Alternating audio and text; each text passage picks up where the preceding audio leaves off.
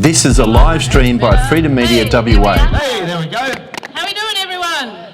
Welcome, Perth. Yeah, champions of Perth, Western Australia. Welcome to the Perth Freedom Movement and those around Australia and around the world that are also watching the live streams today. Good on you, people on the right side of history. Give yourselves a big high five.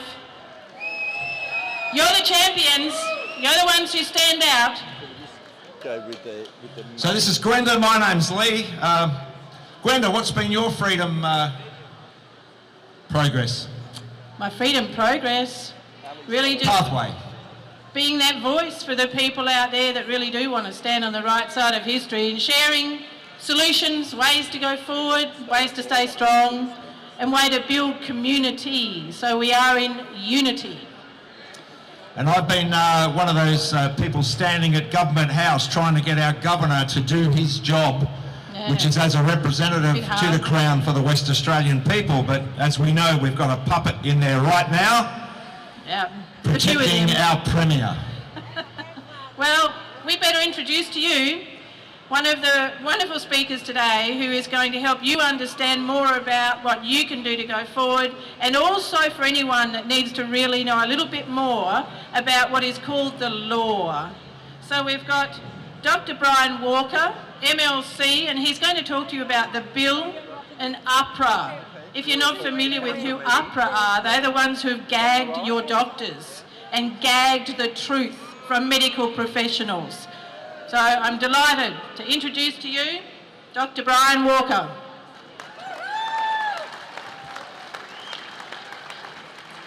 Hello, Australia. Does anyone here actually really, truly want freedom? I mean, how much do you really want freedom? Because at the moment, your freedom is being taken away from you. Now, you can trust me, I'm a politician. You can also trust me because I'm a doctor. That is not true. What we've got now is a situation where truth just doesn't matter. We've got a law just now, a law in place right now, that should the police commissioner decide that we have a pandemic, he can now command a police officer, an authorised officer, to hold you down, strip you, and demand of a doctor like me that you get injected with a vaccine. Now, I don't know about any of you, but I can guess actually. I demand that I have control over my health. No one else can tell me what to do with my health. When I climbed a 5,000 metre peak because I had no other choice, I was lost. I climbed that with a lot of fun, knowing I could have fallen to my death, but that was a good way to go. I would accept responsibility, not you. When I ask a patient, do you want to have a vaccination for, let's say, tetanus, I have to explain to them what the problems might be. You get the disease or you get the vaccine problem. Once the patient decides that it's a good idea, then and only then can I give an injection. Then and only then. And if he says, no, I'm not going to do that, I say, well, that's a poor choice, but it is your choice and it's your right to make that choice because we are free people in a free land. Well, not anymore, because the Emergency Management Amendment, COVID 2022, that allows us not to pay attention to the wishes of our patients. We have to follow what the police will tell us. Now, what's happened is that the management of a pandemic has been given from the Chief Health Officer to the Commissioner of Police. I have yet to find a police officer who can tell me how to treat my wellness. I find police officers can tell me what I do or do not do with cannabis. That's also a problem.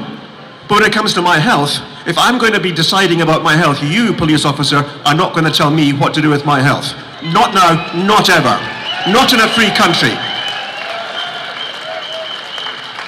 What can you do about that? Well, asking politicians to fix it will do nothing. You can send your emails, they're going to be ignored. You can write, they're going to be ignored. If you make a loud enough noise, you might then be heard. And the second and the third and the fifth and the 20th and the 100th time you make a loud noise with more and more people, then you will get heard. Because until and unless the politicians decide to follow the will of the people, the ones they've sworn to represent and defend and help, until then, nothing's going to happen. Because guess what? It's about power, and it's about money, and it's about staying in power. They need your votes at election time, but looking after you when it's not that time, they don't really give a shit. So you are charged with giving us back our freedom. More power to you.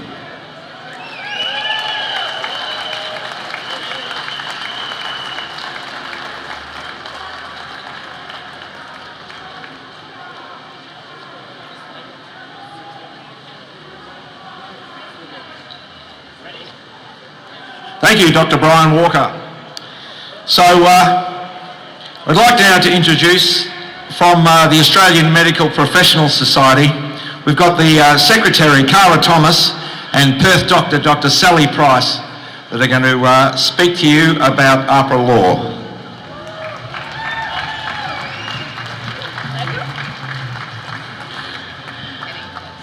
Nice and close. It's my great privilege to be here with you all today as we continue to stand against the unprecedented growing attacks on medical freedom in this country. AMPS exists to support and defend our members' rights and fight for transparency in medicine and the true scientific method, rather than what seems to be the new speed of Pfizer science. AMPS is on a national tour to raise awareness amongst the public, politicians and practitioners about the dangers of the Health Practitioners Regulation National Law Amendments, which just passed in Queensland on October 12, and refocuses the guiding principles of medicine to prioritise public confidence in the safety of services. This bill, if passed in other jurisdictions in Australia, such as Western Australia, will essentially legislate medical censorship as a means to ensure public confidence in government public health services. Whenever governments want to enact laws to suppress free expression to control public perception as a means of creating confidence through enforced public ignorance, it is time to stand together as a medical community and say, not on my watch.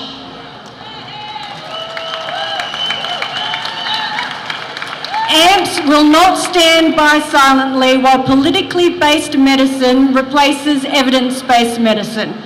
AMPS will not stand by while unquestioning compliance to government public health directives becomes a new accepted standard of good medical practice. Our dedication is to serving humanity, to first do no harm and to make our patients our primary concern. And according to constitutional law professor Augusto Zimmerman, who presented at our recent Stop Medical Censorship Symposium, this law is unconstitutional. It suppresses freedom of political communication by censoring and punishing dissenters through serious threats to career and livelihood as a means to undemocratically control public debate and general perception through enforced medical censorship. This bill is dangerous to medicine and a threat to public health and safety, and our politicians need to understand what they are considering voting into law. Please visit our campaign page, stopmedicalcensorship.info, and take action. We are stronger together and numbers brings influence. We need concerned health professionals to join us. We really need to all be in this together. As Margaret Mead said, never underestimate the power of a small group of committed people to change the world. In fact, it is the only thing that ever has.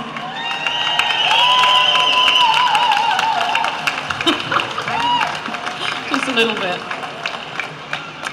I'm a medical doctor with over 30 years experience, a clean medical registration, 3 fellowships and over 20 years in functional medicine, empowering people back to well-being. As a critical thinker informing the public, I was persecuted by APRA. For integrity and ethical reasons, I will no longer work under APRA's control. If a doctor follows the APRA position statement, now the Queensland law, they can no longer use real science. individualise your care, or speak their opinion freely. Is this what you want? Do you want the government as your doctor? It's been an extremely stressful time for everyone, and especially in medicine, where there's been discrimination, loss of integrity, respect, morals and ethics, medical autonomy, where there used to be compassion and kindness. Doctors have been repeatedly coerced, threatened, censored, suspended, deregistered by the overreach of APRA, coercively controlled by ATAGI, to the point that they are unable to follow their code of ethical conduct. Many doctors have left the system in disgust. Many are locked out of the system for their personal health choices. Many have suicided. I'm here to tell you that there are smart, critical thinking doctors in AMPS working to stop medical censorship. And we need more doctors to join us. If you want to take action, spread the word about AMPS. Send out the Altman report to your GP or any doctors that you know. Send out AMPS recordings and provide donations for our medico-legal battles to come. If you are a doctor with questions, such as if there's a 17% increase in all-cause mortality, where 3% is a red flag, why is it unexplained? Why is there no investigation? Where are the autopsies? Where are the post-mortems? Where are the coroner's reports? If we're in the biggest human experiment of all time, why is no one following the side effects and investigating the deaths properly? If you're not questioning,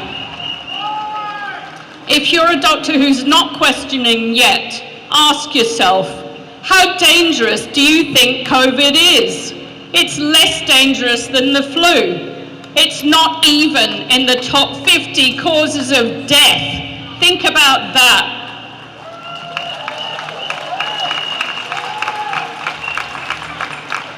How safe and effective do you think the jabs are?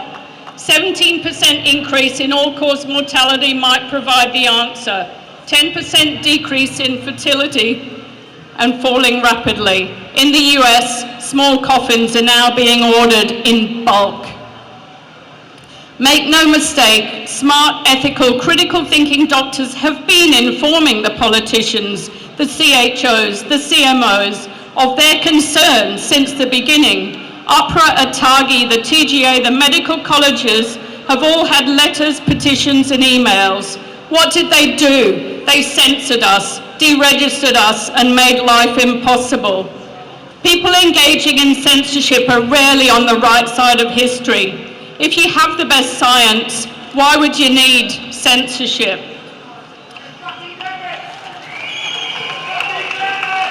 If you're a doctor who's felt uncomfortable with the way you've been asked to practice, if you struggle with the concept of having to follow instructions without being allowed to question, research or debate, and if you're finding what you've been told doesn't match with what you're saying and just doesn't make sense, we'd love you to join AMPS. If you're a concerned doctor who's felt isolated, if you're a critical thinker, you believe in proper scientific method and debate without censorship, the scrutiny of data in evidence-based medicine and medical ethics, in compassion for both patients and colleagues, we want you in AMPS. If you want to hold APRA, ATAGI and TGA to account, we'd love you to join AMPS. We're stronger together. At AMPS, we want to ensure that scientific evidence is independently scrutinised before being translated into public advice.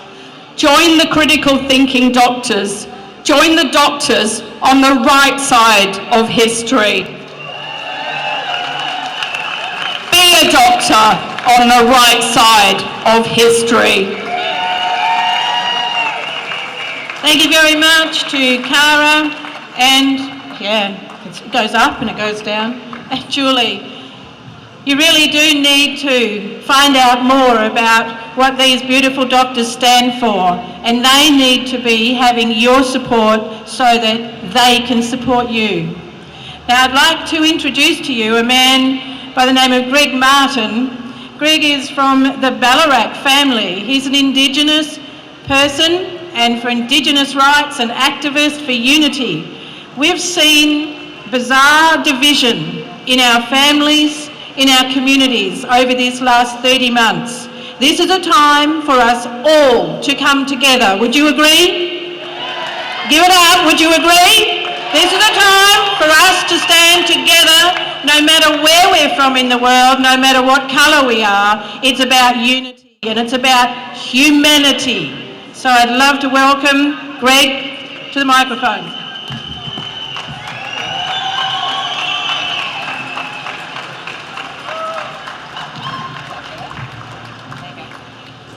Thank you. Welcome to our nightmare. Those people out there, we've been living a nightmare since the onset of colonisation. We are the victims of a genocide. We are the victims of war crimes. We are the Ballarat family. We are the welcome to country people. We are the people, we are the first responders. We are the law keepers of the land estates where we all stand now. So, D-Day has arrived. The divorce is imminent. The Ballarat family and the Tonderat family and the Diderat family and the Nugganuk family, they comprise all the families and the people from the Bibbulmun Nation. Our First Nation people, the Bibbulmun Nation. As I said, we are the victims of war crimes. We are political prisoners. We are prisoners of conscience. We are prisoners in our own land. But freedom, my freedom family, is only a heartbeat away. It's just around the corner.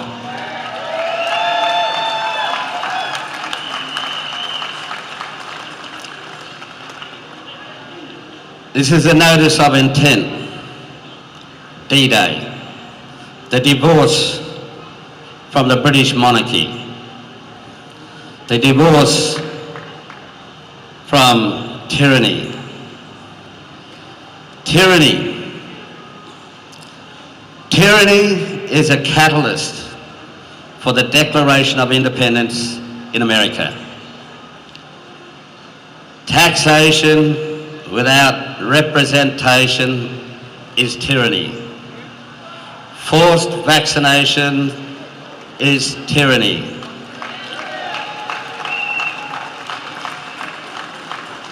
Legislation without representation is tyranny.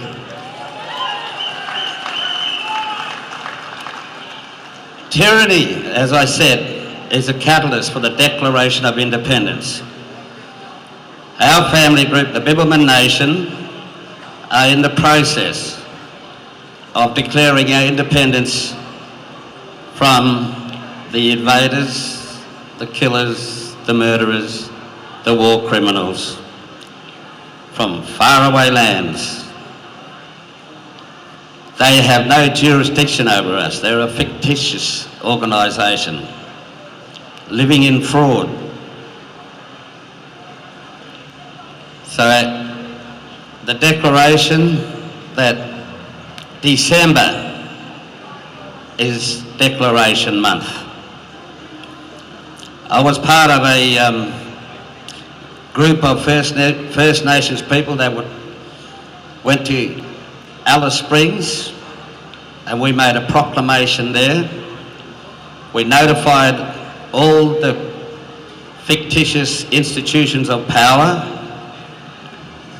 that they're returning legitimate original sovereign is returning, and we are demanding the administration of our estates, our land estates.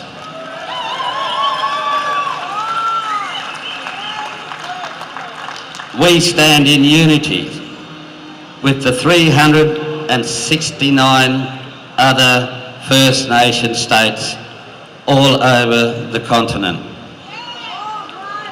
We, as freedom fighters for 200 plus years, invite all the freedom fighters within the state, the nation, and the world to join us as freedom fighters and become part of us with our natural law, not L-A-W, L-O-R-E.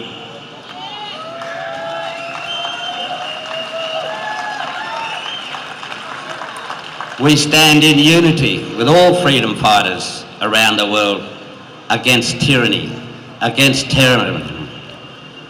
Unity starts with you. Every one of you. Unity starts with you. Our family and our group are found on Facebook, The Pathway to Freedom. I urge every one of you, freedom fighters out there, to join us in the fight against tyranny, terrorism.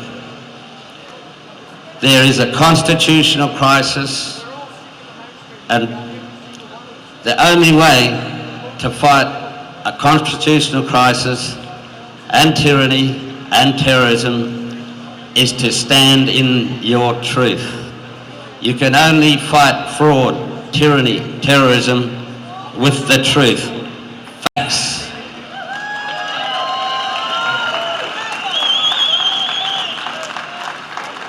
We stand in our own authority, our own power, and our own sovereignty. And we invite every one of you around the world fighting for your freedom to join us on Facebook, The Pathway to Freedom.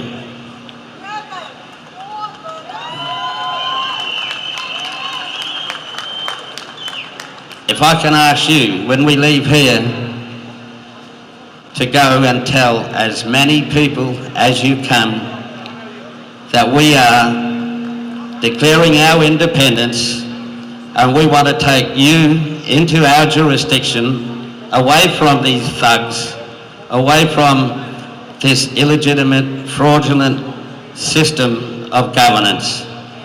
Our aim is to create a governance of the people, for the people, by the people. We are in search of life, liberty, and the pursuit of a happiness. After a long train of abuse, you have the right, you have your duty to kick these fraudulent government out of office. Thank you.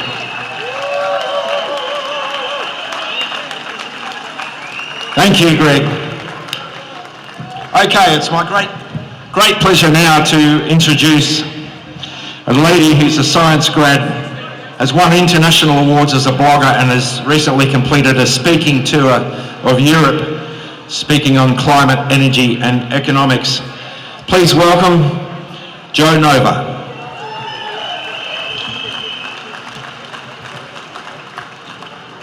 Good afternoon, ladies and gentlemen. We are being gaslit, aren't we, on climate change and on science? We're in an era of pagan witchcraft, pretending that it's science. Think about what they're saying. It's absurd. Every fire, every flood and every hot weekend is caused by climate change. Do we believe them? We're trying to control the weather with our power stations. Try and say that with a straight face. Do we think that windmills will stop the droughts? How many windmills do we need? We've installed a lot of windmills in the last 10 years. Maybe we put in too many, you think? We've got all these floods now. Who's in control of that? We're putting solar panels on our roofs because why? We hope they stop floods in Bangladesh. Are they serious? And they say it's science. We get terrible bushfires and we don't say let's reduce the fuel load.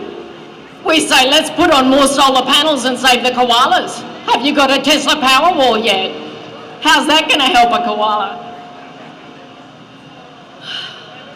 Are your glaciers melting? Well, change your light globes, damn it. If you put in the, LEDs, it'll save the polar bears, even from Australia. And we call this science. And don't you question it. Because if you do, you're a denier. You deny there's a climate. What do you think about how stupid that is, ladies and gentlemen? If you deny there's a climate, like who would deny there's a climate? They win the debate by calling us names. And people are afraid of being called a climate denier. It's time to stand up and just say, you guys are name calling. This is kindergarten tricks. It's not science.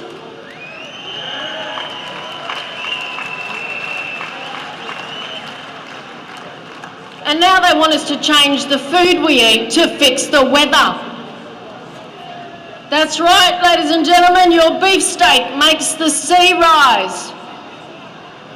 But when we looked at 700 Pacific and Indian Ocean islands with satellites that can record down to the metre, we found that 89% of those islands are the same or growing. So eat more beefsteak, I say. So for thousands of years, this has been going on forever. It's not just a new thing. For thousands of years, witch doctors have been telling us they can control the storms. So those witch doctors have just changed and now they wear lab coats. But the witch doctors were the chieftains of voodoo, the shaman, the people who did rain dances, and they used to say, pay us your, conch shells or give us your money or your girls or whatever it was they wanted. Do that and I will stop the storms. Well, it's no different today, but they pretend to be scientists. They wear lab coats and they use computer simulations to tell them whatever they want to find out. So we're putting up windmills now to stop bushfires, and think about it. We're spending billions of dollars to change the global climate by 0.0 degrees. I'm being accurate, I rounded to the nearest tenth of a degree. If we all left Australia, we would make less difference than that. It's like nothing, and we're spending billions of dollars every year on it. Someone's getting rich, it isn't me. It's not science, how do we know? Because they can never be wrong. It's kind of like astrology, isn't it? Except no disrespect intended to all the honest astrologers out there. They said the dams would never fill and they overflowed. They said Perth would be a ghost town and it grew. They said Antarctica would warm twice as fast as the rest of the world and it didn't. They said the winds would slow right up until the winds sped up. Then they said the winds will speed up. They said the upper troposphere would warm and then it didn't. Now they're still denying 28 million weather balloons and saying, well, the data doesn't matter. Our models are right. So ladies and gentlemen, how do we get here? Follow the money. Follow the money, it's always the way, isn't it?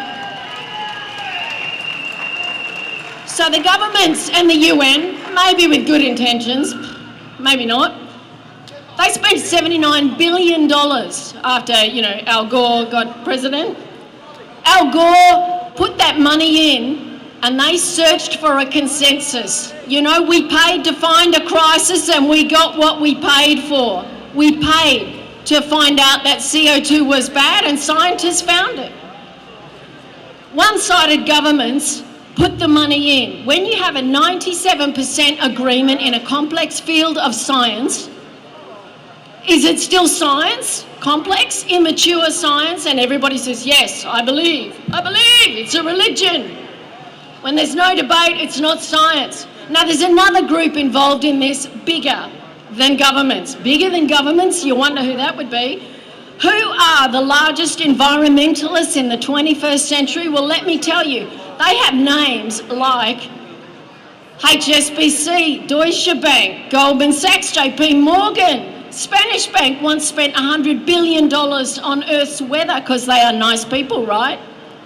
Bank of America spent $50 billion to save the world. Citigroup, $100 billion. Goldman Sachs, $750 billion. So I could list these numbers off. 122 banks are listed on the GAFANZ, G-F-A-N-Z website at the moment wanting to save the world.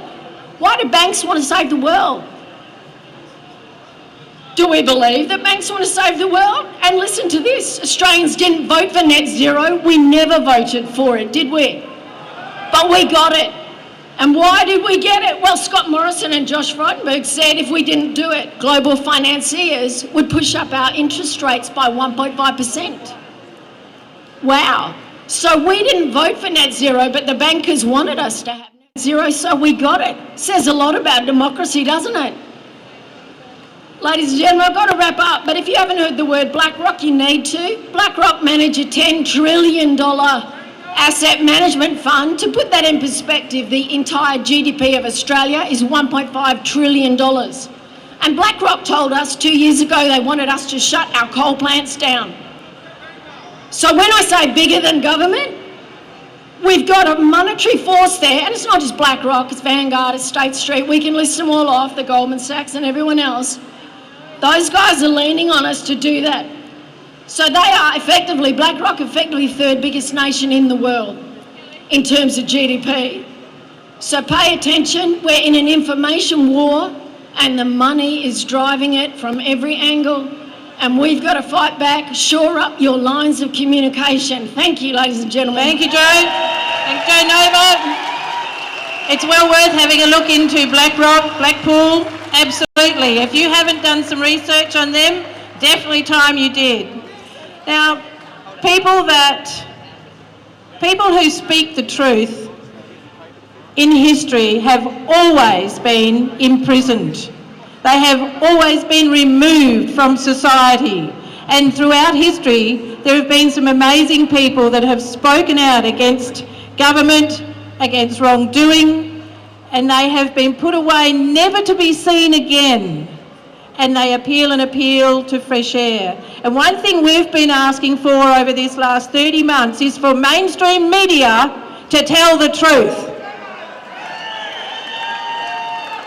And they're here today, and it is our greatest pleasure to bring to you today Mr. John Shipton, Julian Assange's father, and it's interesting to see mainstream media here today.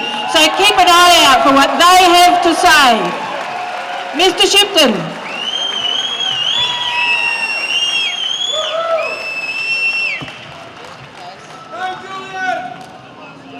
Thank you, everybody, for such a warm, heartfelt welcome.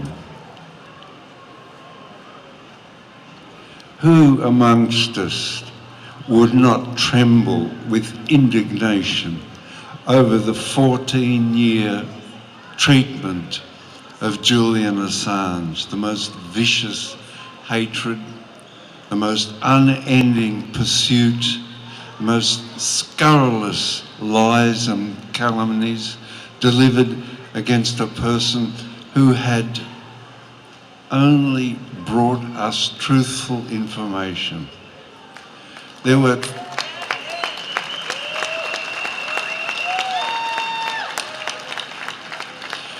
we characterise the last election, the last federal election, as an Assange election.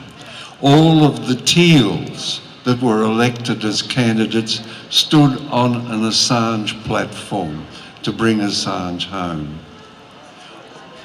The Greens stood on an Assange platform and increased their representation in the House of Representatives by 3. The Prime Minister stood on an Assange platform saying, enough's enough. I don't see the purpose of this ongoing pursuit.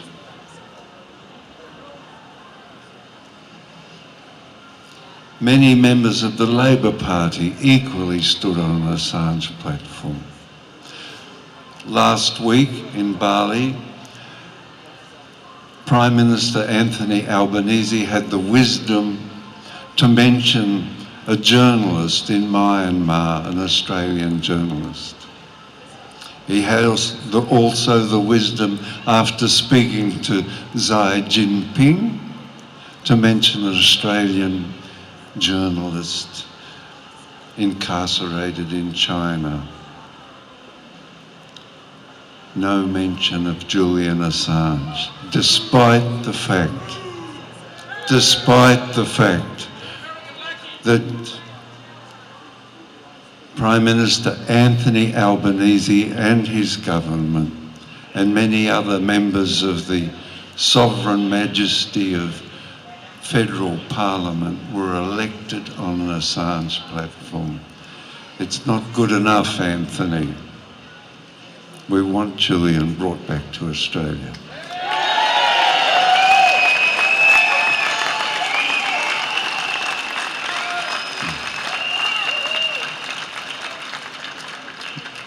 I'll just finish with this thing. There are 250,000 in the cable set that was released, 400,000 in the Iraq war files, 90,000 in the Afghanistan war files. 400,000 in the Iraq war files are testimony to the illegal destruction and invasion of Iraq. 1 million people killed. According to Gideon Polya, a researcher at the University of Melbourne, on excess deaths, 7 million people directly affected, murdered over the period of 20 years since the first invasion. 36 million refugees, people who have had their communities destroyed. That's a Brown University study. There must be, above the Middle East, a pall of grief thicker than a thundercloud. To undo that, we Australians insist that the person who brought us the truth of those matters, the absolute truth which he can stand on, knowledge which leads us to understanding and freedom. The person who brought us that, Julian Assange, be brought home and this persecution stopped.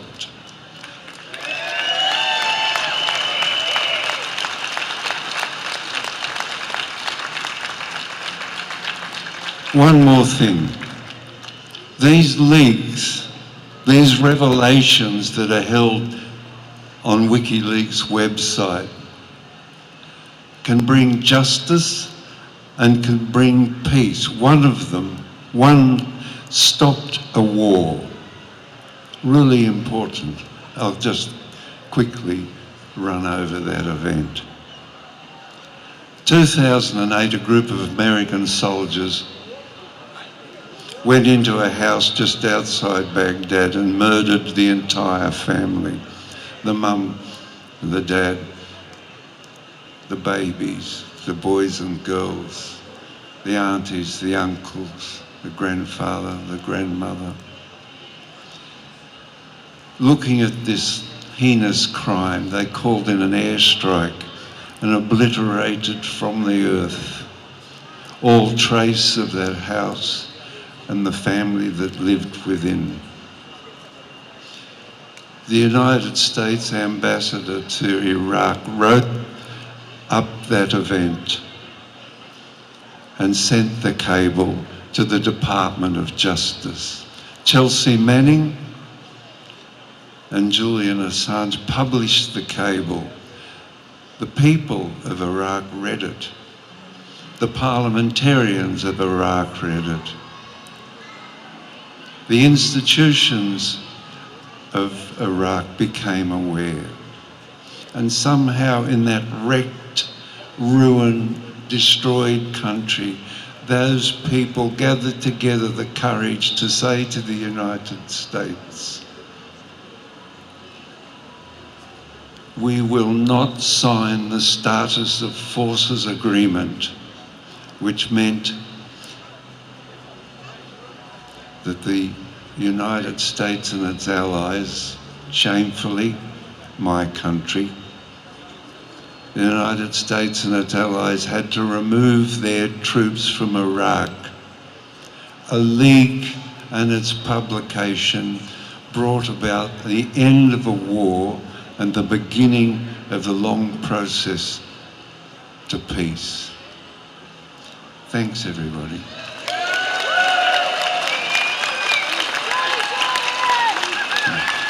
Free, free, free Assange.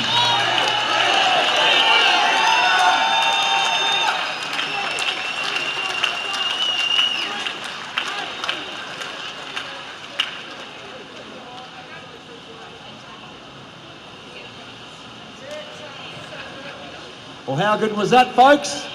Raise your hand if you enjoyed that speech. Absolutely. So we've got a special treat now before we send you on your merry way to let the rest of Western Australia. And while I think of that, all you people walking past, stop and have a listen for a few minutes, because I once was one of you, and I've since woken up to what's going on in this state, this country, and in fact the Western world. These are not crazy conspiracy theories. There's more than enough evidence out there. Stop and have a listen and open your mind. So on that note, we have Antonio. He's going to perform a song for us, his song called The Situation. This has been played in 160 countries worldwide, and it's going to be part of the Humanitarian Day on, what date? 10th of December, ladies and gentlemen, is our next party. Global Humanitarian Day. Perth, Western Australia, be proud of that. Righto. Take it As one, we're all about coming together, and now it's time for you to get your feet together. What would you like to share with them, Leg? Well, I don't know if you heard about it, but there's a Pfizer whistleblower on Edge Radio tomorrow night at 5 p.m. Pfizer whistleblower? There's an interview with a high-ranking Pfizer whistleblower. Wow. Kicks off at 5 p.m. on Edge Radio tomorrow, Sunday. Tune in at edgeradioaustralia.com. Do not miss this one. Definitely not. No, there's one not to be missed. So we've had our small first we had the rug pulled out of us from under our feet by this state government. Even before that, we had the federal government making subtle but far-reaching changes. Yep. Raise your hand if you've heard about the Australian bail-in laws. They were passed with only 7 out of 76 senators in the Australian Senate with a late-night voice vote. And that empowers the government to point to your bank to tell them to take your money from your accounts. Did you know that? You need to know these things. Go and Google it and check it. Well, DuckDuckGo it, I would say. Need to get them moving. Yep. Got to get those feet going. We have to get these people moving. Yep. Do come back. We've got lots of solutions, speakers talking about solutions on the way back. I'm going to meet you, as will you, I think, at Government House on the way round. Yeah. I would refer to it as the former Government House. Yeah. So, have we had enough of the tyranny at Western Australia? Can I hear a roar? Whoa! That is pathetic. You've got to go out there and show the people of Western Australia that you mean business. Let me hear a roar of frustration. Roar! The war cry of the freedom movement. I'm going to ask you now to turn around and follow the freedom guy. There he is waving. Follow Mick and the guys with the flags. They'll take you on a march. Do come back. We've got lots of solutions for you. And as I said, we'll see you down at Government House.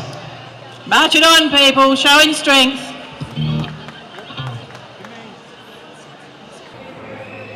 Okay, we're just trying to get organised here, and we've got 2 cameras that we're running today, hoping to bring a different perspective, and one of them is lagging. So it's a rig that we tested the last couple of days, and now all of a sudden,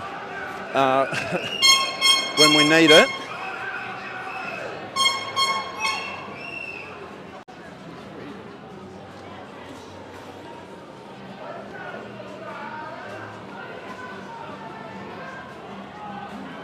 So some interesting comments there. We had some comments from Joe Nova, who has the qualifications, I guess, to talk about climate change. And I'm just going to try and push forward and get through to the front of the rally if we can.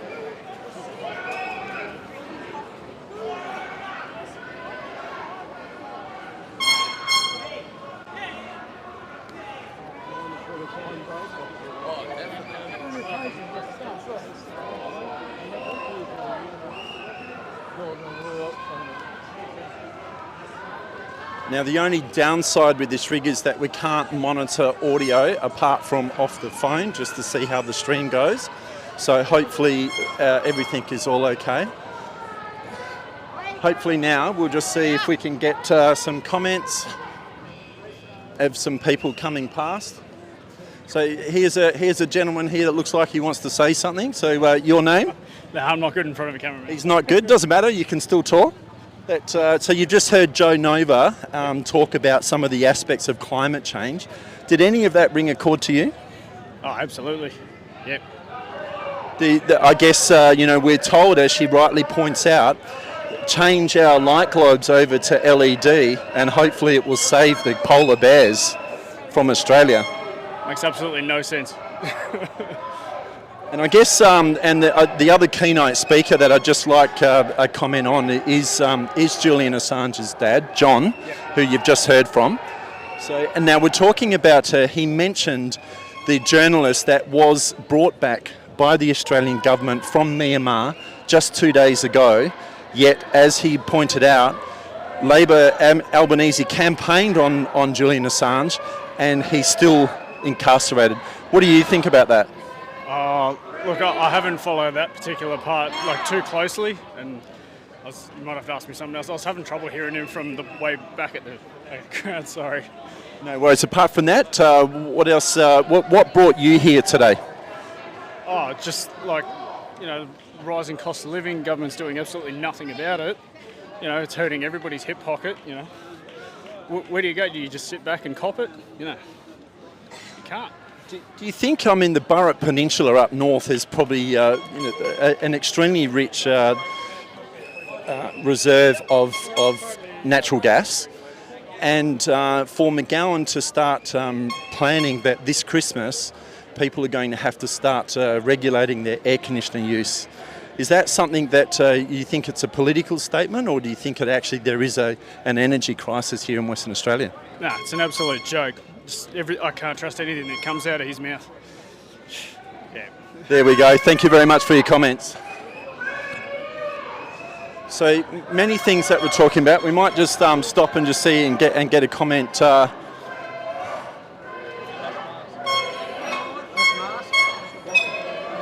here we go, sir. Can we just ask you, climate change, do you think it's real or fake? Well, it's a crock of shit. About time we hung these pricks that are in charge and get some new people in. So I can put you down for fake? Fake, mongrels. Get them. Get rid of them all. And we've just heard from Julian Assange's dad, John, talk about the journalist, I know his name will come to me in a moment, brought back by the Australian government 2 days ago from Myanmar. And yet Julian Assange is still a political incarcerated person. What do you think about that? It's absolutely disgusting. What the hell is the guy doing? The guy's been there, he's been kept by the POMs on hold so that the Yanks can maybe one day torture him. Get him out. We've got to support him. He's an Australian, for fuck's sake. Freedom fighter. And I guess if I could just throw something else out there, so because it has been quite controversial, not so much here in Western Australia, but we've recently had 19 ISIS brides that they say now that they were coerced to go there and fight against Australia as Australian nationals, yet the Australian government has rolled out the red carpet to bring them home. No, look, I don't know about it. I know that the fuckers have got their fingers everywhere. There's all kinds of corruption and subversion happening from the highest levels. That's what Assange was doing. That was his work, exposing it. We need to support him. We need to get him out. We need to stand up for our rights, our freedoms. And I should say, can I ask your name? Mark. Mark, aside from all of that today, what's brought you here today? My grandkids. We're going to hand this over to them. That's, wow. I mean, I'm actually just processing that statement that you just said. We have to hand over this to our grandkids. Yeah. Look, we're going to hand them a piece of shit. We've got to give them something that's worthwhile. Thank you very much for your comments. Appreciate that. Enjoy the rest of the rally.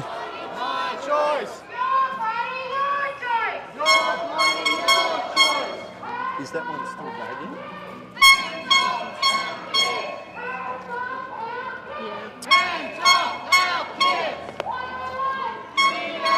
Are you right with that? Or?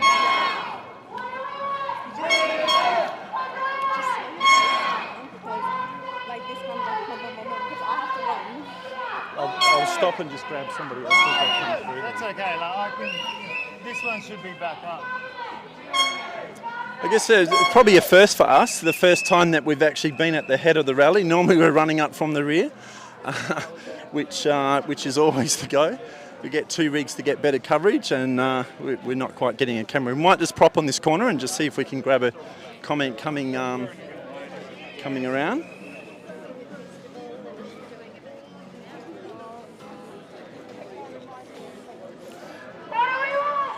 Good afternoon, ladies. Can I just ask, we are live streaming, firstly, your name? Rochelle.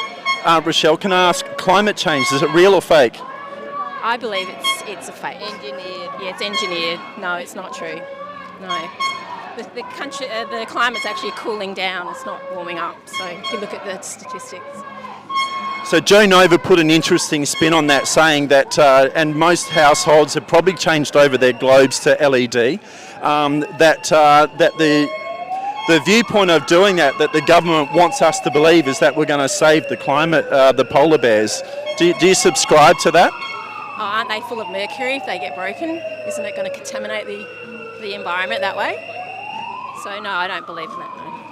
And what's brought you here today? Julian Assange, looking into his plight is very disturbing for all freedom-loving people around the entire world, and I didn't really understand much until the COVID hit when I did my research. So I believe, well, mainly here for Julian Assange's father and listening to his speech, but also for the digital identity, for the mandates for the vaccines. So you mentioned digital identity, and a thing that's generating a lot of discussion now, because there is a closing date that's pending, and that's for digital identification for anybody that holds or is part of a PTY LTD as a director, the director's ID. That, and I guess... the 30th of November, is that correct? Absolutely right, yep. So does that impact on yourself? No, not at this point in time, no it doesn't. So, but I just feel it's not the way that Australia needs to be going. Not at all. Not at all. There's a couple of interesting viewpoints in digital identity, and we're seeing the Medicare hacks and things like that coming through. And but if we were to talk about My Health Record and the census, a database that were hacked, 2 databases held by the Australian government, and we are going back 3-4 years ago on some of these hacks, yet we haven't had the attention from the politicians coming out to put the control measures in place, other than we're now told that your private medical information by a private company is out on the dark web, and the government gets off scot-free. Yeah, that's not on, really, is it? We're aware that My Health Record, the government has spent nearly $2 billion, $1.97 billion, and it's still susceptible. As early as 2020, had a major breach where most of the database people's records were taken from that MyGov record. That's terrible, isn't it? Go back to paper.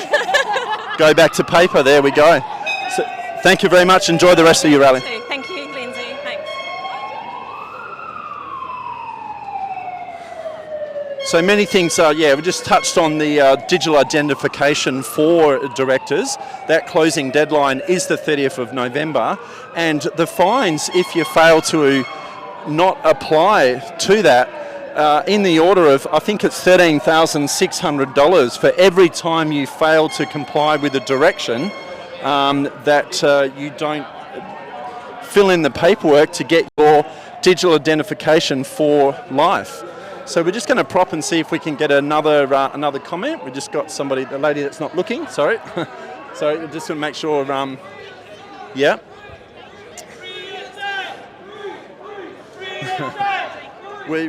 So we're just going to go. Hello there. We're live streaming. I just want to ask. So we've had two, I guess, head note speakers that we've heard today, and that's also not taking away from Greg Martin, the Indigenous activist. Climate change, man-made climate change, real or fake? Fake, but we have made a mess. So in the red corner we have fake, and in the climate change is fake. It's fake. It's geoengineering. Sorry, you did say fake? It is fake. Yeah. Okay, I thought you said. No. I am geoengineering. Sorry, climate change is bullshit. There is nothing in climate change in the natural realm. Climate change has been man-made. It is done by geoengineering. If anybody wants to have a really good look at a site, go and have a look at Dane Wigington's site, which is geoengineeringwatch.org. There we go. Thank you very much for that comment. So we're just going to try and, sorry Ali, we'll just prop and see if we can get some more comments here. Maybe up by, we're coming up to Governor's House, those in Perth. Is this one still lagging? And how are we going on comments? 2.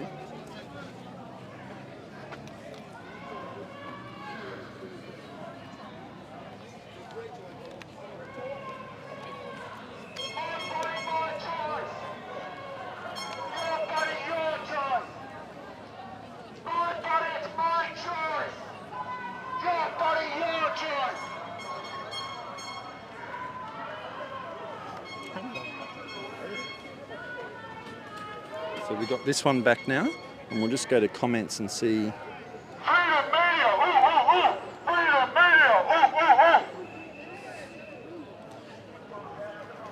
Okay. So you've got a. Did I just pin a comment? Oh, there we go. So which one is this? Okay, it's that one. I don't know why it's doing that. So just. So we just. The receiver keeps moving because we're on the go. It keeps moving. So we really need to slow What's it doing? It'll be this here. It'll be that because that's doing that. It'll be playing havoc with the connection. So I need to have that coming straight out. It needs to be a solid connection. Yeah. Okay, so we think we've organised that. So as I said, we're running 2 cameras today to try and bring you a different viewpoint. And one of them we've got a flexible connection on, and every time that moves, it's dropping the signal. So we've got one going, so I apologise for that. We're trying to bring you, I guess, just different.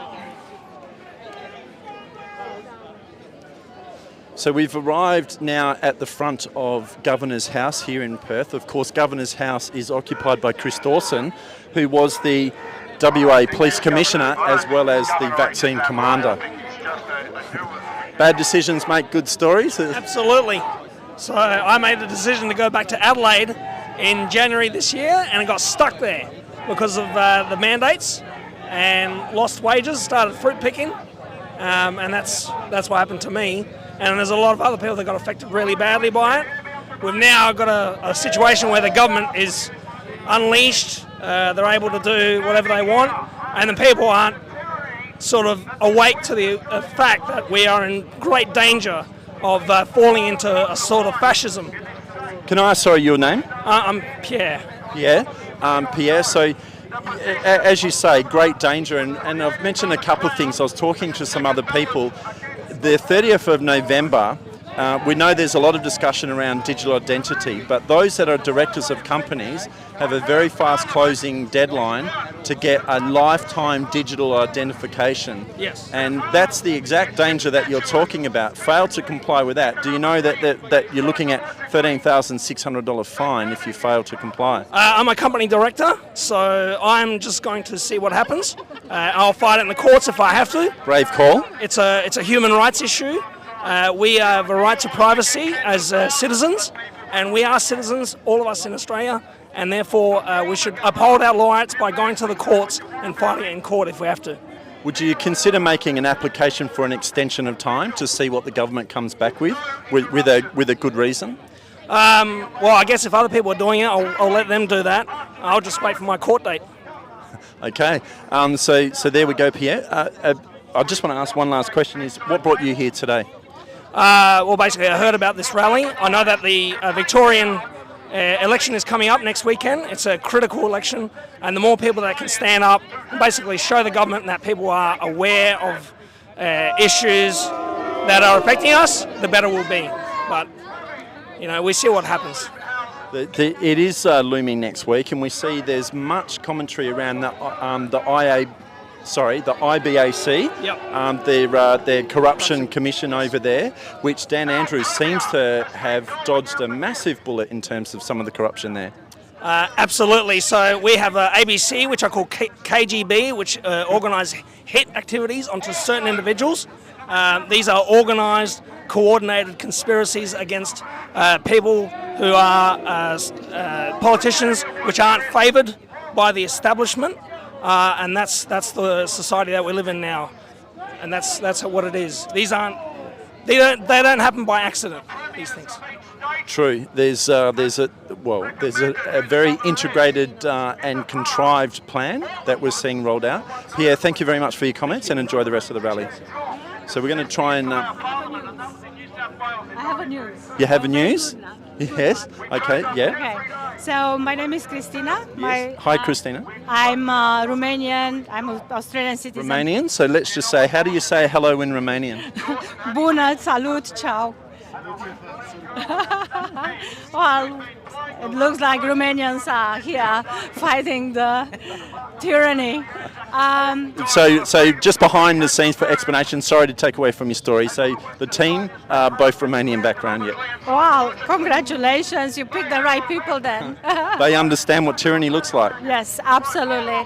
My husband and I, we were 25 in 99 when the communist regime fell. And we really know what communism is, so this is the main reason we came here, and we have been coming since the last year. So you're on holidays at the moment? No, we are coming on the rallies, I mean. Okay, yeah, so how long have you been in Perth for? 15 years now, I think. 15 years, I think. But let's go to the news. Let's go to the news. I have a very good news. Okay. So we're just going to see, so we just got a bit of argy-bargy here with the police in the background, just manhandling a few people. Okay, so disgusting. So the people, if you can just see here,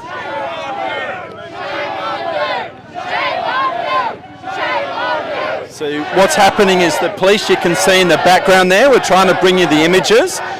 They're not happy with the people standing on the curb. The road is blocked.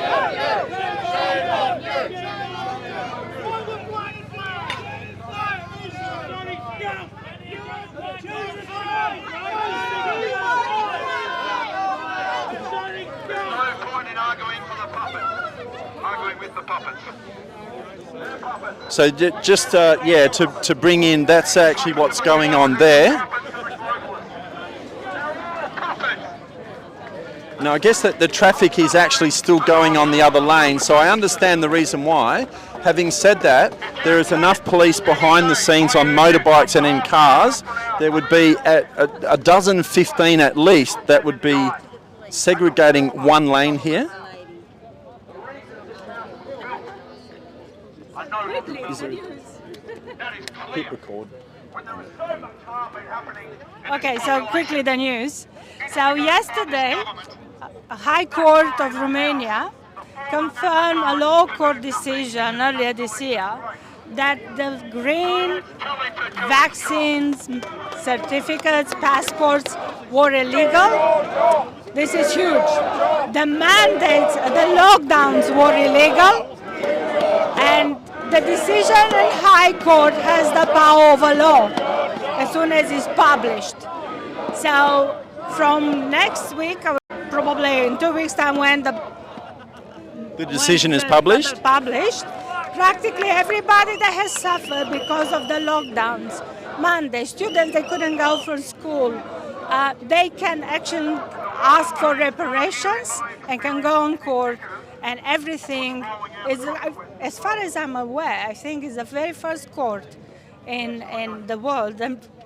I'm not 100% sure, but... well, Malaysia, there's headlines breaking on the dark web, if you like, that Malaysia hung a medical practitioner, a doctor, for giving the... injection. Yeah. Well, this is in court and is decided, is like said, they were and are illegal. Can I ask you, how did you establish, is that family and friends from Romania who have told you? So the decision's not published yet, but you're aware that the High Court... The decision is published. It is published? Not in the... mainstream? Mainstream, yeah. There is a law, how is it called, monitor. I don't know. They have a publication, nationwide publication, and in Romania, and every law has to be published in that. And once that's published, it becomes like. And so that this decision is already published in that nationwide Romanian. No, it was taken in the court. We know when the judge comes and reads the decision and in court. So it's probably a matter of few days to be published in that paper, national paper. And let's see what mainstream media do to communicate that. But I guess no, there won't be no. But I'm trying to find now an article in English, and as soon as I have it, I'm gonna forward it to you, because it's an amazing news, I think, and it's the light at the end of the tunnel for all of us. It means that law is there.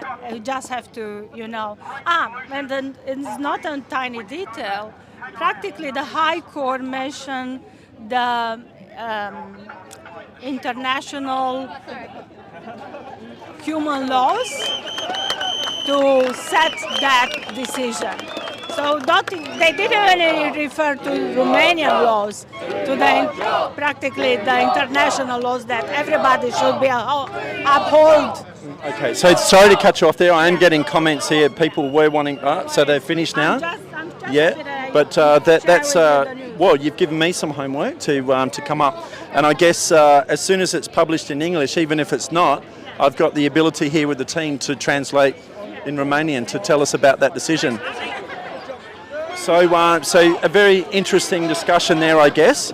So a lady that's telling us that a High Court decision that occurred, that has happened a couple of days ago in Romania, where they've established that the vaccinations were unconstitutional by their Romanian law, and the lockdowns were unconstitutional and unlawful by their law as well.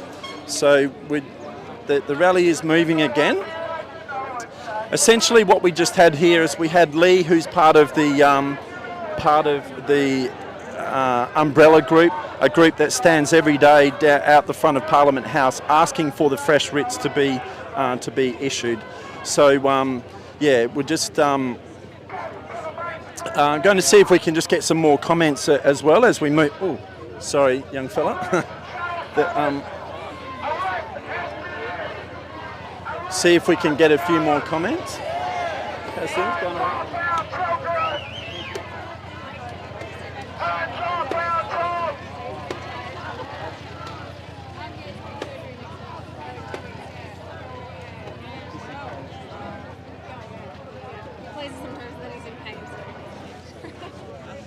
So we're just going to come back here. A great shirt, I guess, Freedom Clothing. I wonder where you get something. Your name? JK. Jaco, I do want to ask. Sorry to stand up there. Firstly, did you have to order that online? Yeah, there's an online shop, and sometimes I used to sell them at the fundraisers for the nurses and stuff like that. Yeah. So we've seen the nurses yesterday, the decision with the pay dispute, and so is there any clinical background nursing there? No, but I think it's good to support these causes when you can. So, yeah. I'll come back to the nurses. I want to ask you, what's brought you here today? Well, the government forcing people out of jobs and having powers that they shouldn't have. I think it's very important to have a voice and stand up about. We've heard, I guess, two keynote speakers today, Joe Nova, who certainly has, a couple of double degrees, microbiology and neurobiology as well. She poses the question, I guess, man-made climate change. I'd be interested, real or fake? Oh, I think that there's a lot more that you can do for the environment than just making people think that they shouldn't be doing this or that. I think it should be really up to, the big corp and the 1% which control the money to really put in more work. And what's brought you here today? And sorry, your name? Aisling. Aisling? Well, I'm Irish and I choose to live in Australia, and I think that we should have freedom of speech. We should have freedom of body autonomy. And today I particularly wanted to see Julian Assange's dad speak, because I went to see Jeffrey Robertson at the Perth Convention Centre recently, and I realised how easy it is that one day any of us could be Julian Assange. And I guess just on that then, and his father John mentioned that they brought the journalist home from Myanmar who spoke out and also spoke to the Chinese president. And we've just had recently in Australia, we've had 19 ISIS brides, Australian nationals, that chose to go overseas. And I guess they say they're coerced, so just setting that aside, if you look at the efforts that the Australian government, including Penny Wong standing up at a press conference with her tears about bringing home these 19 ISIS brides and children, yet nothing for Julian Assange. I think everything has an agenda, and people should always look at the reason for the distraction, especially if the government is kind of doing something that everybody has a different opinion on. It's to cover up something that they're not doing or they should be doing. So you raise an interesting concept. So your viewpoint is that this is a distraction. Yeah. It's look at the left hand while the right hand is really shafting you up the backside. I suspect some legislation got passed that day in Parliament that the ISIS brides would have taken the distraction of the media away from even looking at it or entertaining people that were speaking out against it. Possibly, I don't know, I haven't looked at it, but I think that's how it rolls. Plausible. Yeah. Thank you very much. Enjoy the rest of your rally.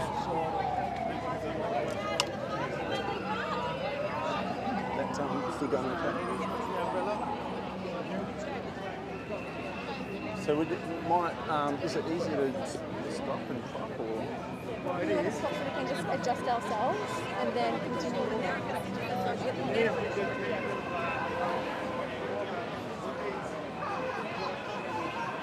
We really just need to slow down because we've got people in front of us and they move out of the way, and then we have to make sure that we're all good. Okay, we're just going to do a quick check on the comments. We've stopped.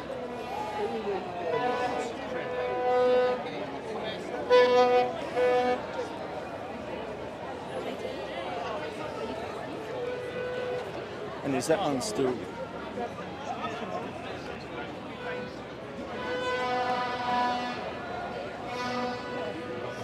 that one's mine, but there's a new one. So that's what you reckon it is, hey? It's that.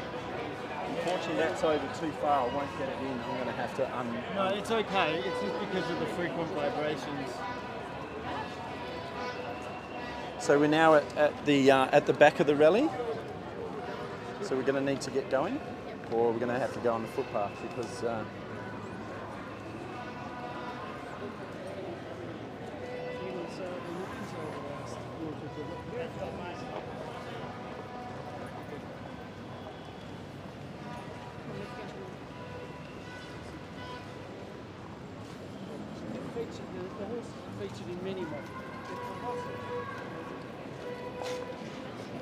So if we're talking about climate change, we just, well, maybe we just get a,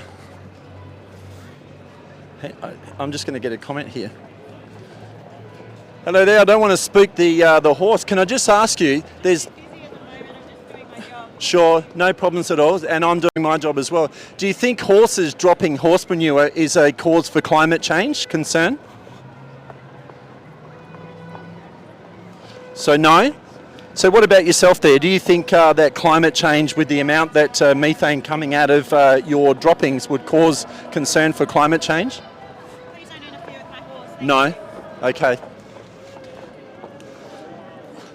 So the methane concern, we've heard a lot with farmers and talking about the methane coming out of cows, and they're looking to reduce the population on farmers' farms with as a result of cows doing all their little poops and their pop-offs.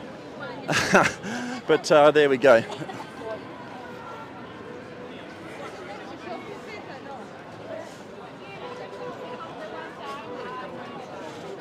Obviously, no concern on the climate there from that 100% focus on her job, but it would be something that would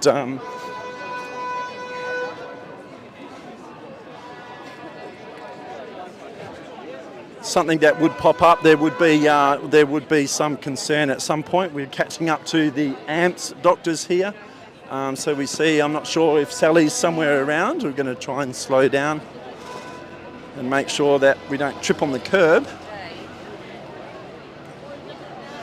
And maybe I might just jump down here. G'day, how you going? Good. So can I just ask you, and I'm going to remember the name as soon as you say it. I know we have spoken before. Yeah, Bob. Bob, that's it, Bob. So Jo Nova today, she raised a couple of, or put out a few propositions for people to think about. Man-made climate change, real or fake? Man-made, ridiculous. Okay, so that's on a fake. That's a vote for fake. Vote for fake. Do you think that in Australia the call to change out your LED light globes to help save the polar bears is working? Well, it must be working because I'm told the polar bears are doing very well. Numbers are increasing, so yes, we've got to increase the numbers of LEDs. If we talk about the premise of this protest rally is the cost of living, here in Western Australia we have the Burrup Peninsula, and that talks about a very healthy gas deposit that we have here. And we talk about Colin Barnett, I guess, to his credit, irrespective of your politics, did look at bringing a gas pipeline, a mainstream gas pipeline down. And I guess Alan Carpenter, the ex-Labor Premier, to his credit, actually established a guarantee that 15% of the extracted resources shall be used for the West Australian public. With that in mind, why do you think McGowan be talking about shutting down Collie power stations? Yeah, well, it's a very good question. Obviously, the Collie power station runs on coal, so coal is a dirty word at the moment. So I guess that's what he's trying to do is shut down the coal mining industry. But I think Western Australia, well, obviously, as what you have been saying, Western Australia will be one of the least affected of the states for energy because of our gas availability. And the guarantee that was, I guess, penned and authored, constructed by the then Labor Premier, Alan Carpenter. Yep. And it's something that we don't quite face here in WA. So do you think it'd be interesting to see exactly how McGowan is going to bring out this false narrative of rising cost of living to the explanation, given we have this guarantee for the supply of gas for WA people? Well, yes, I mean the price of energy is going to go up. I think we'll just follow in the footsteps of the eastern states and around the world where they're all running into problem with their energy supplies. I think McGowan's probably got to look for other things as well, which will be an increase in the price of food, which will push up inflation. and that'll be done for a number of ways. So, Bob, I just want to take a little change of tact here, because I know that you're aware of this with the emergency management bill that McGowan's brought in. We've seen McGowan has announced that he is going to have an independent inquiry into the West Australian, his government's response to the management of COVID. Have you heard any of that come out? Do you think an independent inquiry should be open for public submissions? Well, that would be the logic behind an independent inquiry, wouldn't it? Yeah, exactly. So again, thank you very much for your comments. Enjoy the rest of your rally. No worries. So, yeah. We might just prop here and just see.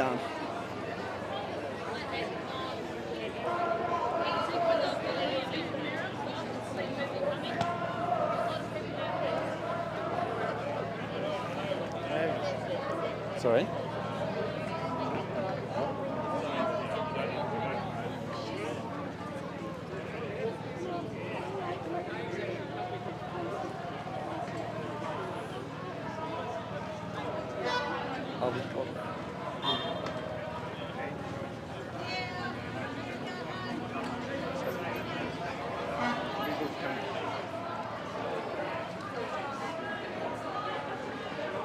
So interesting route. We've gone back into Hay Street Mall. Going to just try and see, let the guys take a little bit of a break and get some footage of that. While I just try and monitor the comments, just make sure that the stream is all good.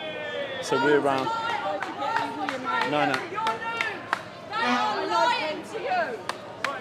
We got the horses coming up again, so they're going to start.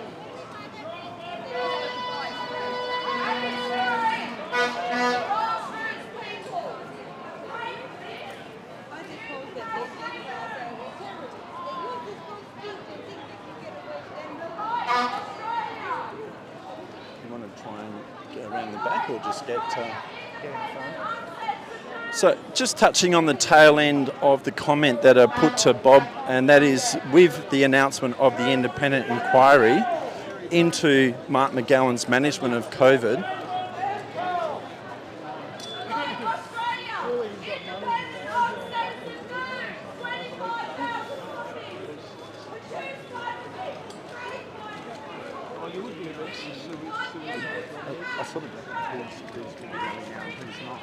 Yeah. Yes.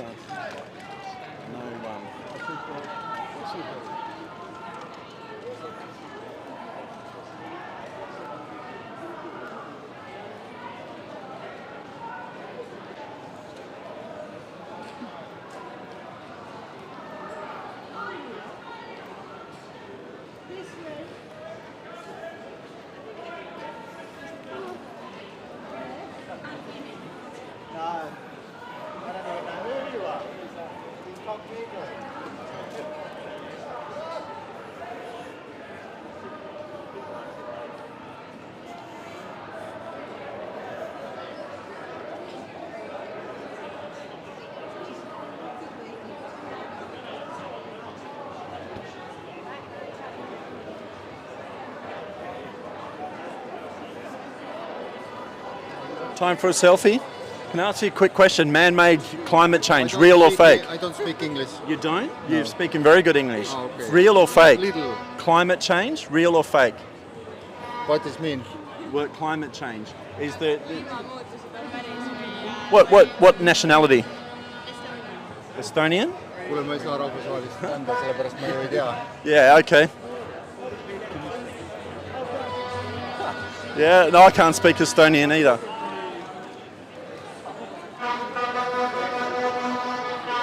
So we're just going to asking you a question there. You're okay. Well, let's. I don't answer questions. Okay. Let's. Well, I'm going to put a proposition to you. How about that? Firstly, your name. Oh. Josh. Okay. Man-made climate change, real or fake? I'm trying to think of a decent response. Yeah, just edit all that out. Right, so a four-letter word. It starts with F. I'll go a 5 one. I'd say false. Okay, that's probably the most diplomatic. That's And now the other question I want to ask you is, do you think that the Australian government, in particular Penny Wong, with her tears over the 19 ISIS brides, and do you think the Australian government should use the same resources that they brought those brides and their children back to Australia who chose to go and fight, that they should do the same for Julian Assange? Look, I don't know about any of that, but what I can say is I can talk about subjects I do know about, and that is food production, farming. Okay. So I just asked the police horse back there, talking about the methane produced from cattle, and asking that farmers are being asked to cull their herd because of the impact on climate change. Now the police officer on the horse was too busy doing her job on the back of the horse, but farming. Are you what impact are you seeing, a man on the land, or your subject knowledge? Well, what we're seeing now with the ports closing is the grain will not be moved. There's going to be food shortages around. I'm going to say with our situation with Dad, the government's trying to know exactly how much livestock we've got, where it is, and I know over east that they're actually injecting all the livestock with mRNA vaccines, and looks likely that they're going to bring that in for us next year, which we will not be doing for various reasons. I also know that there are people trying to find homes in Queensland for 40,000 chickens that do not want to get them injected. I did see that the other day. Yeah, there was a call out in Queensland. I mean, we do stream Australia-wide across the country, those in Queensland. On Facebook you should be able to find that particular post, but 40,000 homes, or 40,000 chickens that he's looking to home. So I guess what you're saying is that that's where it's starting in Queensland, and then we're going to have this leap over here. Well, there's a bit of that going on, yes, I will not deny that, but going back to your methane production and the climate change, is livestock is one of the best ways. Just going to duck this way. Livestock is one of the best ways to actually reverse desertification and turning the desert into green, lush land, which will produce water and the underwater table if they are managed correctly. The farmers are not being told and taught how to manage livestock correctly, and you can look at Alan Savoury, there's Peter Andrews, there's people all around the world. Regenerative farming is a way that we can do it, except the problem is that ones coming out of university are not taught about agriculture, they're only taught about factory farming. And when it hits to the man on the land, they're, what's the word I'm looking for? Their advisors are not giving them the correct advice. And I guess what we are seeing is we're seeing the pressures put on farmers. So first off we have droughts, now we've got floods, and leading up to, before that we've seen generations of farms handed over from the eldest son to the eldest son, and so on and so forth. And with the mass exodus of those and big corporations, Twiggy Forrest, for example, Twiggy Forrest buying up farmland as a means of trying to offset carbon emission. But then you're losing that continuity on how to actually manage the farm and do what you're saying. Desertification. Yep. That's when the land turns into a desert. Yep. You can do that reversing with animals. Yep. You can do both. So just to be clear, you're talking about not turning land into a desert. You're talking about land that has been desert, yes, turning it back. and turning it back. Absolutely, and you need livestock to do it. People are starting to wake up to that. There's a few people around where I am that are doing that and having large success with it. Getting microbes back into the soil, the worms, everything back into the soil. There's a guy called Jody Schechter in England at the minute, and he has got one of the best philosophies. Healthy soil equals healthy grass equals healthy animals equals healthy eggs and milk and meat, and healthy eggs, milk, meat equals healthy people. So just a whole thriving ecosystem. It starts from the microorganisms within the soil and then just goes from there. And I get what you're saying here, Josh. There'd be many people that would have an understanding of what you're talking about. All of those farmers down south here in Western Australia, your graziers, cattle farmers, and that up north as well. It's how much consultation have you had? You obviously on the land. Yes. How much consultation from the government have you had about this vaccination program with your livestock? None at the minute, but we can see that it's going to come with the legislation they're passing in Queensland, because once it gets through in one state, all the rest of the states will follow. Well, I'd argue that that's actually not a consultation process. So they introduce legislation and then tell you what's going to happen. Brought to you by Freedom Media WA, where journalism should never be a government narrative.